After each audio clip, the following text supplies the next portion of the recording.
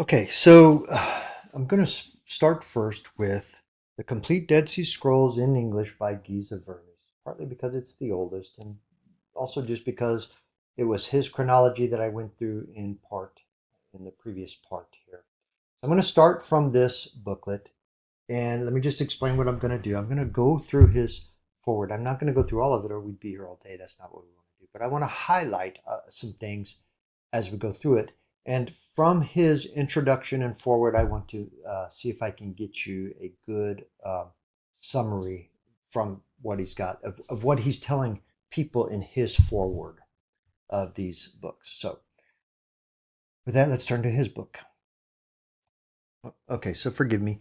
I'm going to start with a smaller page so I can get a full page view just to kind of show you what's in the various pages as I scroll through. And then when I get to what I've highlighted and what I want to share, I'll try to make it bigger. So here's the front of the book, the Complete Dead Scrolls in English, the revised edition by Penguin Books, and I'm not sure when this one was revised. But they give a little history of who Geza Vermes is, the translator.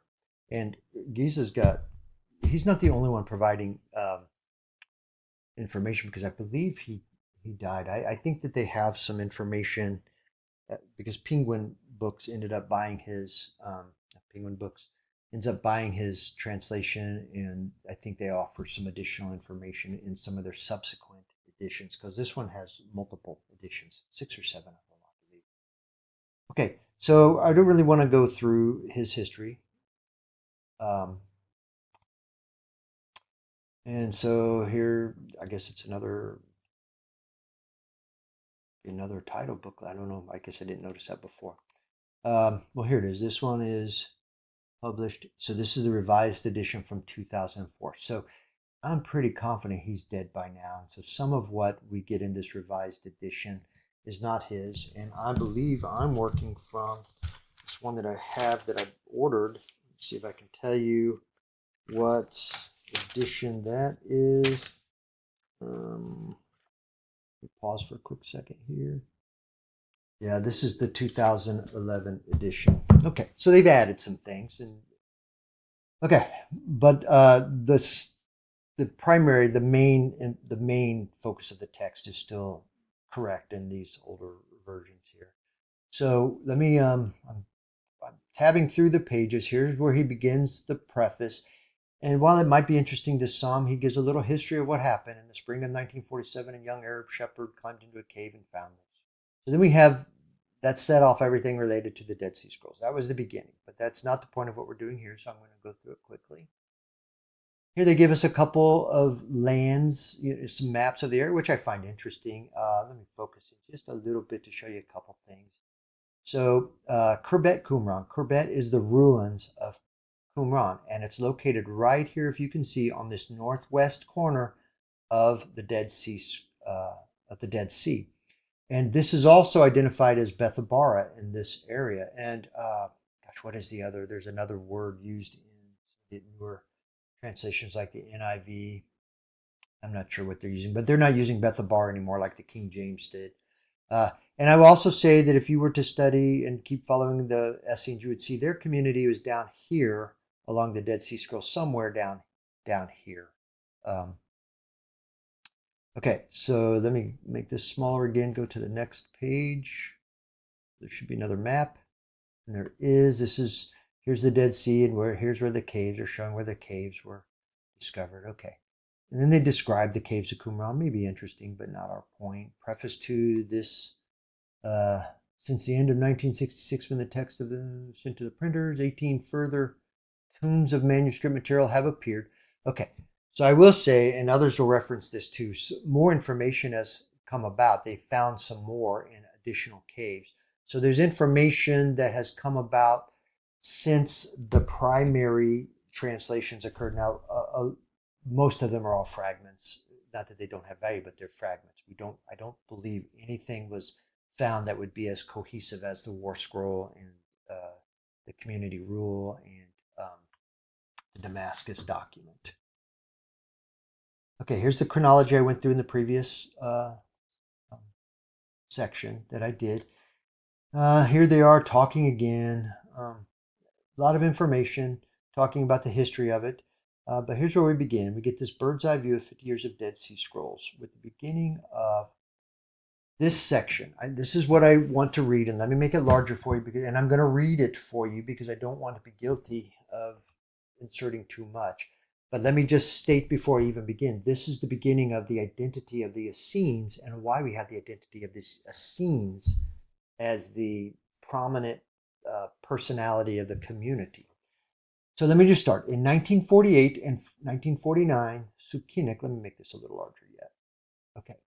Published in Hebrew 2 preliminary surveys entitled Hidden Scrolls from the Judean Desert, and concluded that the religious community involved was the ascetic sect of the Essenes, well known from the 1st century CE writings of Philo, Josephus, and Pliny the Elder, a thesis worked out in great detail from 1951 onwards by André Dupont Sommer in Paris.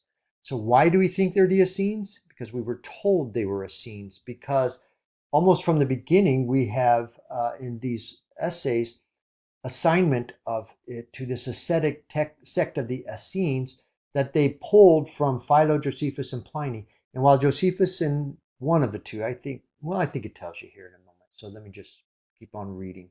And then there was a thesis that was played out, and presented in 1951. So early on, we're being told it's the Essenes, and everybody's taking it. Why wouldn't you receive? Nobody knows what to do with this. It's just caves found. Everybody was taken aback. So you would just believe what you're hearing. And you say it's the Essenes. Sounds good to me. Okay. So I'll keep going here. The first Qumran scrolls to reach the public and the archaeological setting in which they were discovered echoed 3 striking Essene characteristics. The community rule, a basic code of sectarian existence, reflects Essene common ownership and celibate life, while the geographical location of Qumran tallies with Pliny's Essene settlement on the northwestern shore of the Dead Sea, south of Jericho. So the community rule, if you actually read it, they can call it a sectarian writing, a basic code of sectarian existence, if they want to. But you don't have to read too far before you realize it's very similar to the things that the priesthood would have been called to. And if you were going to be involved in the priesthood, how your life would be different than the average person living in the land of Israel.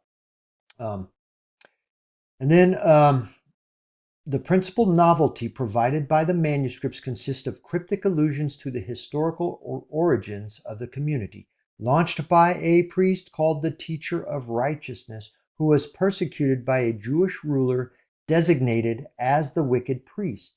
The teacher and his followers were compelled to withdraw into the desert, where they awaited the impending manifestation of God's triumph over evil and darkness in the end of days, which had already begun in their estimation. So this is what everybody was given, and this is what they ran with. But let me overlay my what I've been sharing with you, and that it was like this: the principal novelty provided by the manuscripts consist of cryptic allusions to the historical origins of the community, not launched by a priest called the Teacher of Righteousness. They've inserted that.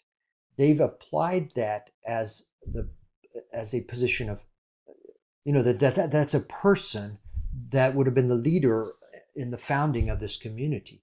But it doesn't take much reading to understand that the community was being led by sons of Zadok, not necessarily any one person. And the timing there, they do have in the Damascus document a writing related to timing, 390 years, I believe it is, from the persecution of Nebuchadnezzar, plus another 20 as they discovered some things before the Teacher of Righteousness is given to them. And to who is to them? To them who understood that they were guilty and that they needed to humble themselves. Then the Teacher of Righteousness was given to them. But never does it say that the founder of the community, was the Teacher of Righteousness. All we know is that the community was led by sons of Zadok and priests. The Teacher of Righteousness has history. You can find who the Teacher of Righteousness was through Joel. It's the first reference to the Teacher of Righteousness. But it's also pretty clear in the Damascus document that the teacher of righteousness was given to them, not necessarily to found the community, but it was given to them within the community to teach them and lead them in the ways of Torah, back into understanding, into the right ways of Yahweh. So, so they're saying that it was launched, this community was launched by a priest called the teacher of righteousness. And I say no. It was launched by priests in plural, and the teacher of righteousness was given to them to lead them back into the ways of Torah. Now, who was persecuted by a Jewish ruler? Well, the teacher of righteousness, if it's the Messiah, was persecuted. They're saying that it was the priest who founded the community who's being persecuted by a Jewish ruler. But I'm saying that if it's the teacher of righteousness, if that's the Messiah, he's being persecuted, sure, by Jewish rulers, but all things Pharisee, all things of the illegitimate priesthood. So the teacher of righteousness, Messiah, was persecuted. And obviously, through the new writings, it's clear that he's persecuted by the Pharisees, who were then representative of the popular movement amongst the illegitimate priesthood and leadership of Judea at that time. And then they identify this Jewish ruler as designated as the wicked priest, which they say is the guy who's persecuting the founder of the community. I'm saying that I would say that the wicked priest is all of, at least starting from Hyrcanus and maybe going all the way back up to Jonathan Maccabee, and maybe going all the way back up to Jason, the first of the Hellenist priests, maybe all of them, but certainly from Hyrcanus forward in time, they would be designated as wicked priests who are sitting illegitimately in the role of high priests. They don't belong there, serving as kings, they're not supposed to be, and opposing this community of the faithful remnant, in my period, who even in those days before Messiah came on, would still have had their teacher in the form of Messiah, just like all of Israel always had the Messiah from the days of the prophets, as they looked forward to the coming of Messiah to lead them in all ways, to lead them as king, lead them as priest, lead them as, just lead them in all things and lead them back to the ways of Elohim, because he's the faithful Messiah. He's the faithful teacher of righteousness. And that his followers, the teacher, now they're saying the founder and his followers were compelled to withdraw to the desert, where they awaited the impending manifestation of God's triumph. Well, first of all, I agree that the community was, and the followers of the community were compelled to withdraw into the desert because there was no place for them around the temple in Jerusalem. They were being pushed out and pushed away by the illegitimate priests into this area that became known as Bethabara in the northwest corner, in the desert, in the wilderness of Judea, where this group, not the teacher, maybe a son of Zadok and the priest would be included in teachers, but not the teacher of righteousness. The teacher of righteousness comes a few years later, because this is pretty close. This is pretty close. This is within 100 years of Messiah coming, and or so. But they clearly were moved off into the desert, where they operated one of these. When we get to it, you'll see they're a minority. Everybody knows they're a minority within the larger society. And they do, you'll read about in the War Scroll and in the Damascus document and in the community rule, they do talk about the impending manifestation of God's triumph over evil and darkness in the end of days, which they think had already begun. Well, it kind of did already begin, but it goes clear back. It goes clear back to the Assyrians triumphing over the northern kingdom, and the horrific things that they did, and the judgment of Elohim against the northern tribes then, and then the judgment against the southern tribes at the hands of Nebuchadnezzar in Babylon, and then again at the hands of Greece in the days of the Antiochus. And then after that, also the days of Rome. Now, I will say that a lot of the writings that we read in the scrolls are reflective of similar prophetic events that we read about in Isaiah, Jeremiah, Ezekiel. For instance, I think the War Scroll is the Gog and Magog roll of Ezekiel 38 and 39. But they are referring to that much like you would have seen in the other prophecies. So they weren't necessarily suggesting that all of them were happening in their day, um, any more than we see uh, the nearness of this idea of God's impending judgment in the new writings. We see that it's a short time, etc. So we all have, even from the days of the prophets up through the new writings, this idea that Yahuwah's triumph over evil and his judgment is impending. It's soon to be. Of course, 2,000 years has come and gone.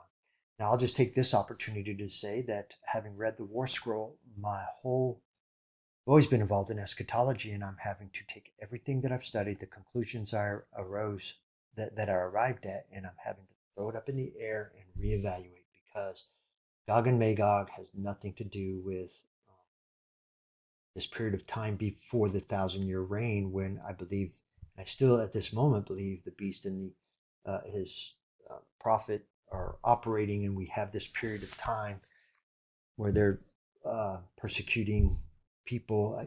I'm going to have to restudy all of this with new eyes and some new information, and refilter exactly what I think is going to happen in these coming years. But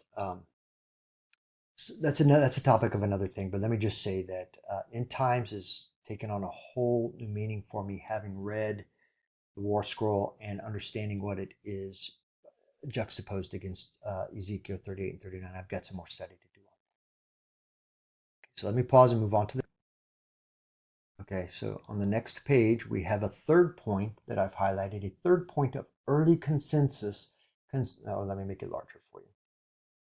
A third point of early consensus concerns the chronology of events alluded to in the Qumran writings, especially the biblical commentaries published in the 1950s and the Damascus document, the so-called Maccabean theory, placing the conflict between the teacher of righteousness and the political religious Jewish leadership of the day in the time of the Maccabean high priest Jonathan and or Simon, was first formulated in my 1952 doctoral dissertation published in 1953. So this is Geza Vermes who put this forward. And I'm going to say that there's a lot of correctness in here, but I would say that the conflict between the teacher of righteousness and the political, I think there is a conflict of the teacher of righteousness and the political religious Jewish leadership in the day of the Maccabees, because they were the illegitimate priesthood. And if you're the illegitimate priesthood not obeying Torah, you have set yourself up in opposition to the teacher of righteousness who knows all things Torah, all things the way of Yahuwah. So if you're going to set yourself up as a political, religious Jewish leadership that's illegitimate against Torah, then you have set yourself against the Messiah, which is the teacher of righteousness. But I know, that they're saying from within the context that this teacher of righteousness was the founder of the community who would have been opposing the high priest, Jonathan, starting with Jonathan and Simon. Now, I will say that that would be true too, because even if the teacher of righteousness is the Messiah and not the founder of the community itself would have been the faithful remnant who was trying to walk out Torah under the leadership of the sons of Zadok and the priests of the time, and they would have also been opposed to the political religious Jewish leadership of the day in the time of the Maccabean high priest. So I did very definite from the beginning of its formation. The community was going to be at odds against the mainstream, everything Jewish, everything of Judaism, because Judaism is being led by this Maccabean high priest and this leadership with a Greek calendar. So everything that's taking place in this time is an abomination. It's wrong. It's not Torah. It's outside of Torah, which unfortunately the church keeps going back to and looking to for their Jewish roots, Jewish leadership, and all they're getting is error arising out of the illegitimate priesthood of the Maccabean high priests. And wrong timing because of the errant calendar that they've introduced and been operating from, even in the days of Messiah, which if you go back to my video where I did the crucifixion week, you would see how we have competing calendars because of this very conflict right here. The teacher of righteousness in the community would have been using the calendar that they present throughout their scrolls, we have tons of information about the calendar, and it's the Enoch calendar that they're operating from. And the rotations set up by David and followed by Solomon. So it's very clear. We can see that if this is the community of faith, the faithful remnant, correctly following Torah and the correct calendar set up against the Pharisees and the Sadducees running the politics and the Jewish leadership in the days of Messiah and operating from a Greek-based Babylonian Babylonian-based Greek calendar, um, they're just at odds. And then there is, and as we are studying, and more people who are commenting on this are seeing how this community set itself up in opposition. In fact, there's one that puts forth, and I agree with it, that when Paul says that he's headed off to persecute the way, after Stephen's been murdered and stoned, he's setting out at the with the blessings of the Pharisees to go and persecute and arrest everybody he can find as he heads off to Damascus and to persecute the followers of the way, which they're describing as this community, the way, the faithful remnant who were following and largely accepted. This community largely accepted the Messiah, whereas mainstream Israel, under the leadership of the Pharisees and the Maccabees, rejected Messiah. So Shaul,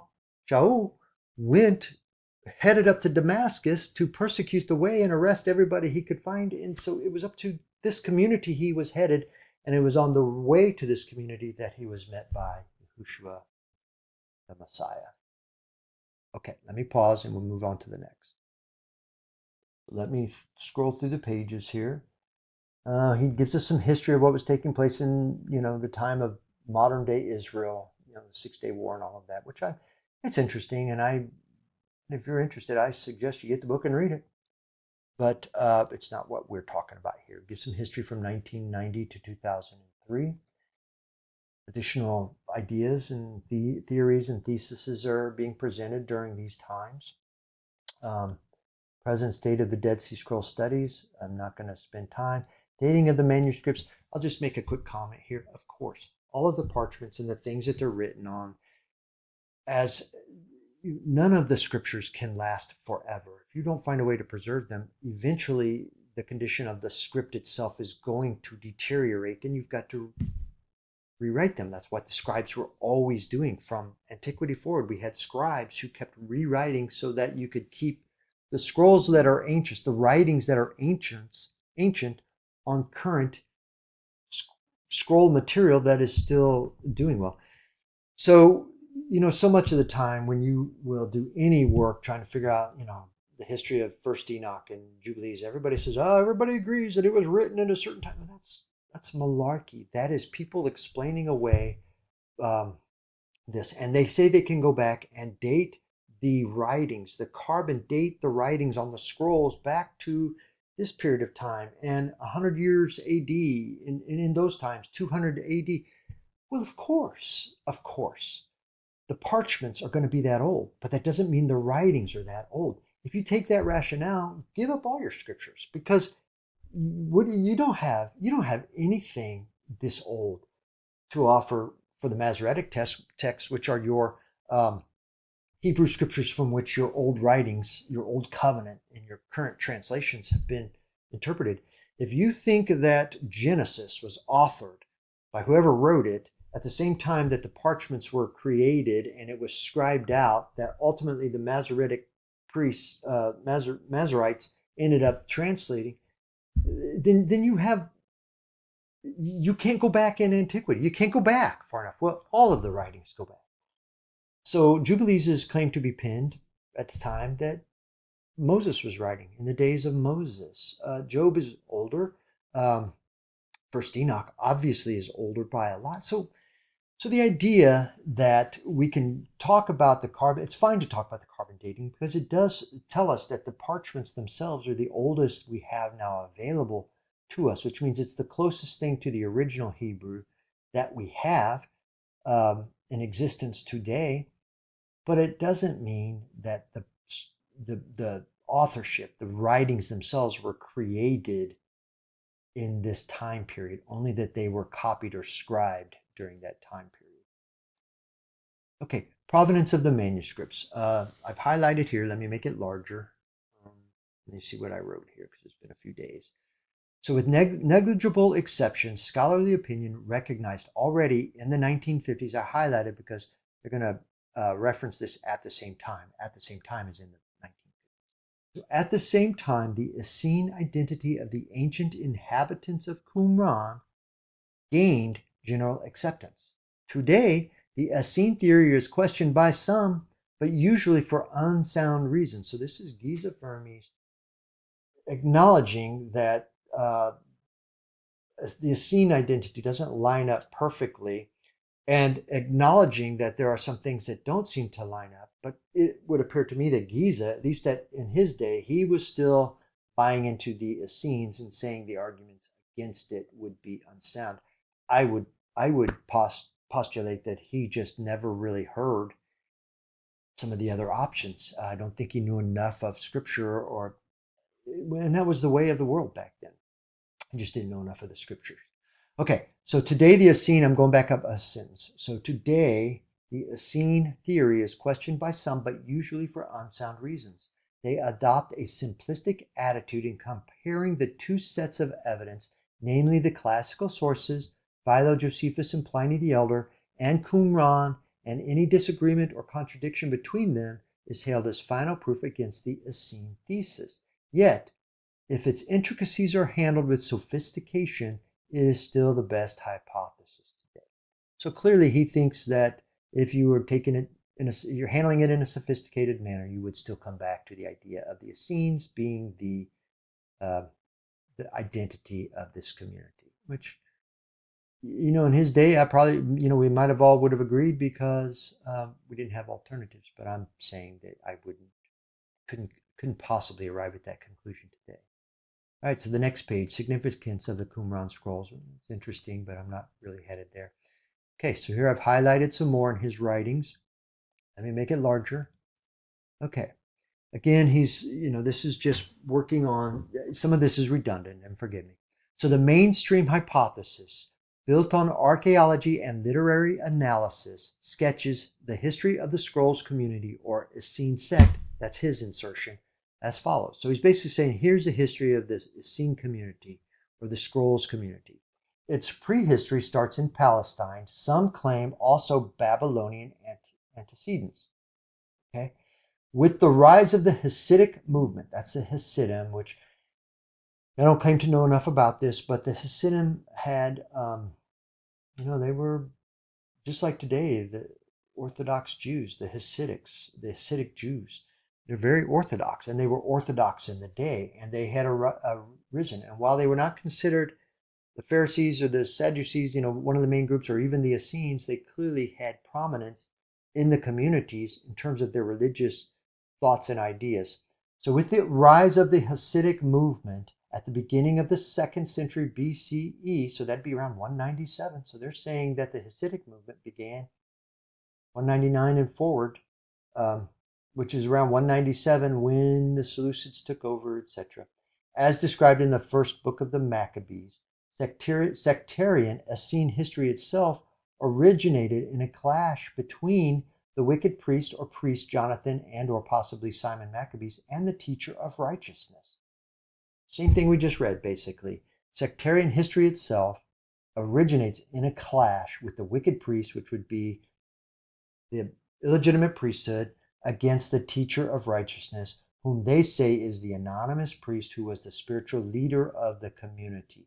The sect consisted of the survivors of the Hasidim, linked with a group of dissident priests who, by the mid 2nd century, came under the leadership of the sons of Zadok, associates of the Zadokite high priest. This history continues at Qumran and no doubt in many other Palestinian localities until the years of the first Jewish rebellion against Rome, when possibly in 68 CE the settlement is believed to have been occupied by Vespasian's soldiers. So here we are. This is more of what we've been talking about. They say that the spiritual leader of the community was the teacher of righteousness, which I agree, but insofar as that's the Messiah, not a legitimate priest or person other than Messiah.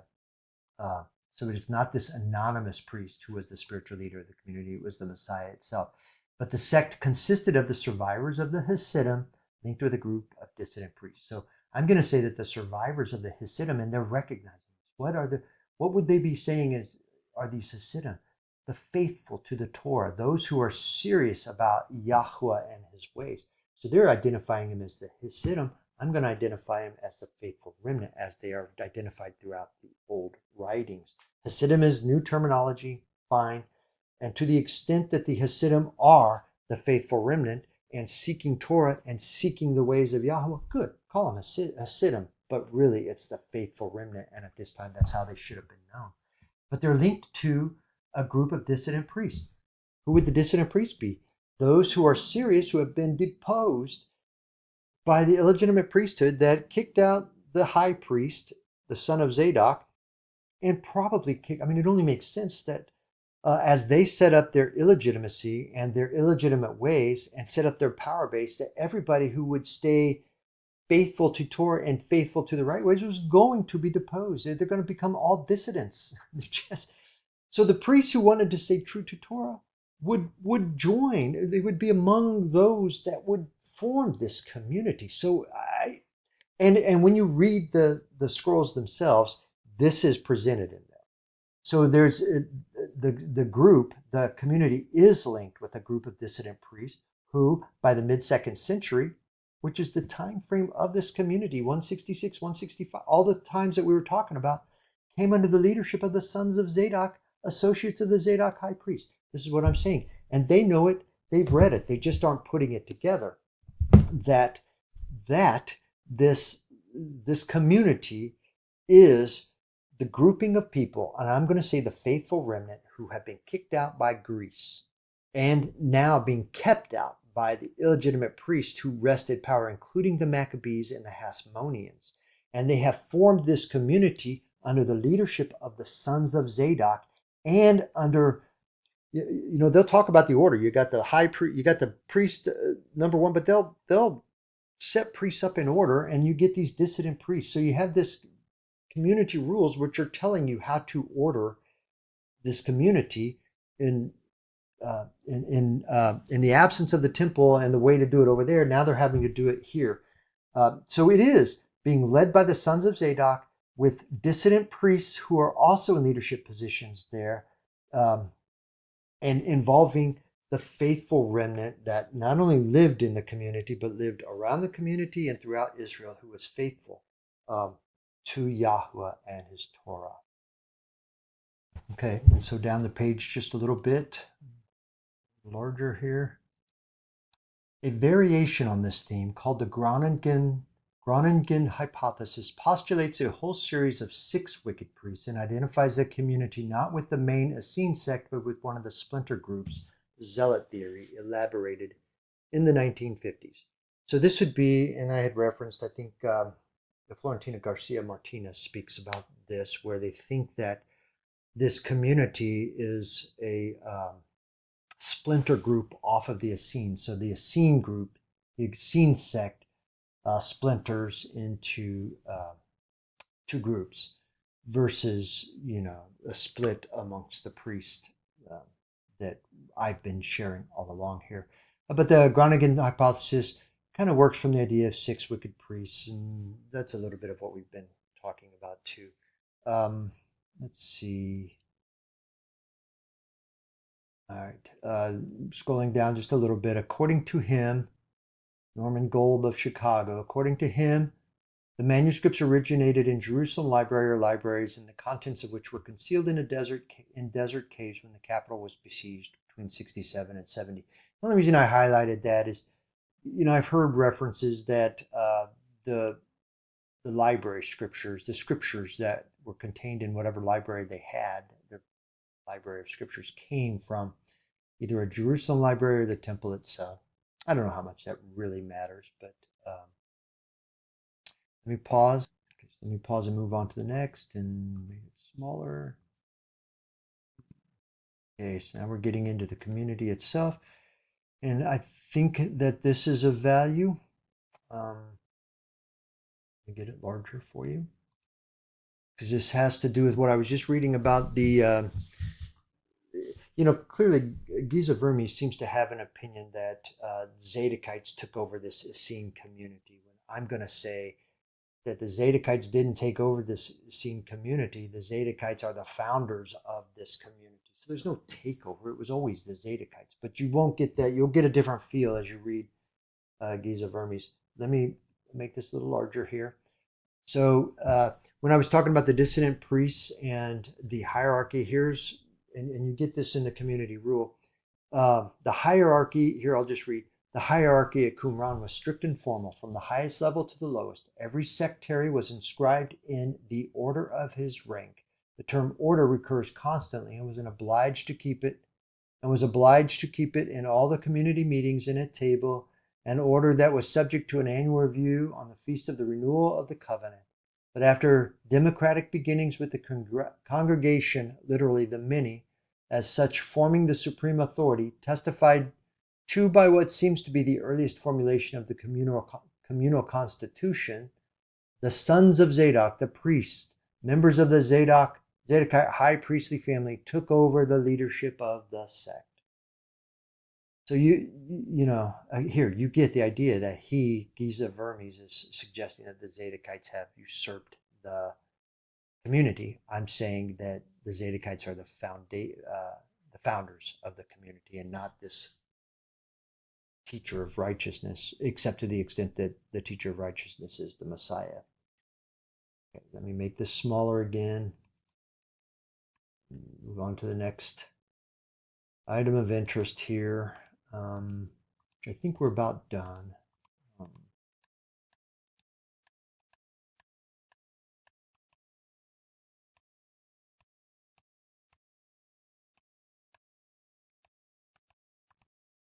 Okay, so here, I think this is pretty close, but this will, I shared a little bit of this earlier. Let me just read and then see what I'm talking about. There was firstly a change in the pontifical succession with the murder in 171 BCE of Onias III and the deposition of the usurper, his brother Jason. The Zadokite family, from which the incumbents of the high priest traditionally came, lost the monopoly which it had held for centuries. To me, this is critical, because this would be a key component that I think all of them are probably embracing this, because this is so critical. If you really think this, then you do not understand what it means, what Torah means, and you do not understand how important it was. Because if we go back to Torah, the only person that could sit in a high priest was a son of Aaron, that later became the Zadokites. So if you were not a Zadokite, you could not sit in the role of high priest. So it's not a monopoly that they held for centuries. It isn't like they were power brokers and had won, like corporate takeover. No, they were appointed by Yahweh himself according to Torah. So this idea of this pontifical succession with the murder of Onias and the deposition of the usurper, his brother, meaning deposed. So they're saying basically Jason would have been part of the Zadokite families for a few years. But he would have been the end of it when Menelaus took place. The Zadokite family, from which the incumbents of the high priest office traditionally came, lost the monopoly. No. The role of high priest that was by Torah to be occupied by the Zadokites had been removed. So Geza Vermes just really does not understand the significance of this issue. And that right there, in fact, I'm going to say we're looking at the reason for the split, because the Zadokites, the true legitimate priesthood, is kicked out. And now they've got to go find a place to meet. And in its stead comes all these Hellenist priests, starting with Menelaus and then Alcimus, and then we get the Maccabeans stepping in illegitimately, Jonathan, and then Simon, and then the Hasmonean dynasty as it was considered heredity at that point in time. And here's another reference right below it to the Zadokite dynasty. I guess if you want to say the Hasmonean dynasty and the Herodian dynasty, which is the rule of a certain family or a certain group, I guess because the Zadokites did sit in the position of high priesthood, and I guess you could call that a dynasty, but this has connotation that it was some sort of man, worldly thing. No, it's the appointment of Yahweh. If there's not a Zadokite, there's not a son of Aaron sitting in the high priesthood, then we have an illegitimate priest sitting in the high priesthood. And here's some more information about the Hasidim, which I was referencing earlier. So there was trouble also within the ranks of the Maccabees themselves. The Hasidim, or part of their group, defected when Alcimus, whom they trusted, was appointed high priest in 162 BCE. Now this is a non-Zadokite. This move on their part turned out to be naive because Alcimus' Syrian allies massacred 60 of them in one day. So they massacred 60 of the Hasidim in one day. Lastly, a major political change came about when Jonathan Maccabeus. Okay, this is him writing about what I was just speaking about. Let me start again. Lastly, a major political came about when Jonathan Maccabeus, himself a priest but not a Zadokite, accepted in 153 to 152 BCE pontifical office from Alexander Belus, a Greek, a usurper of the Seleucid throne.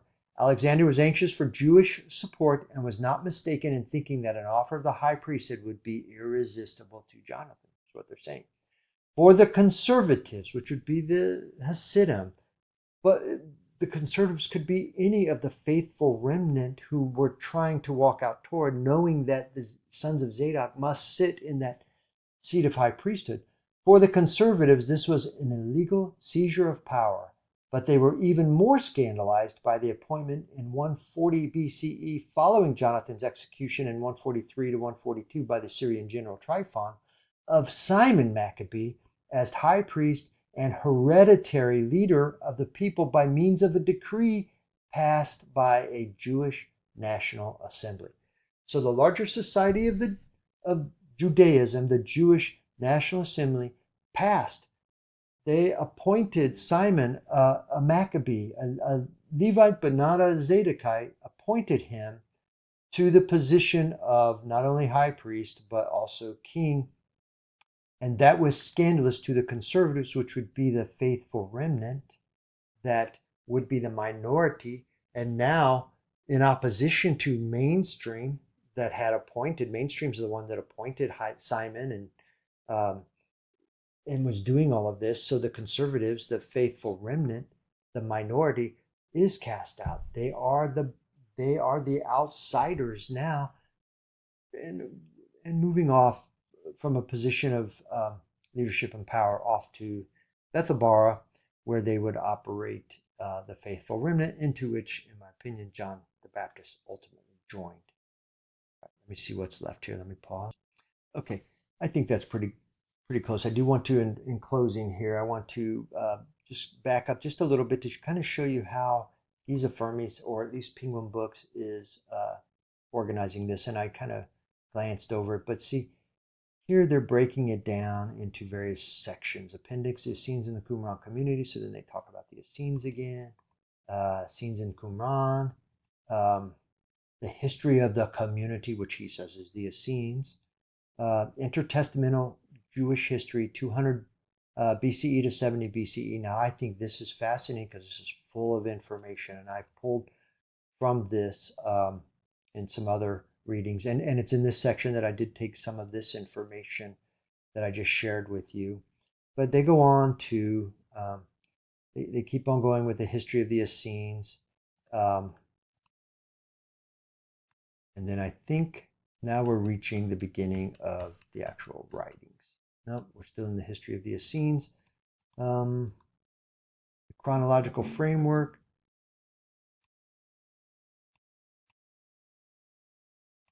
Habakkuk commentary. Okay, decipherment of particular allusions. Okay, the reason that I'm showing you this, and then I'm going to stop, is that they do, because they've broken it up into sections, they get a bit repetitive in the same concept, a different item. It's the same concept, but it's presented differently in a different way in a different section, but it's over and over again. So with that, I'm going to call this the end of my analysis of the foreword, the introduction, the ideas presented to us by Geza Vermes of the complete Dead Sea Scrolls in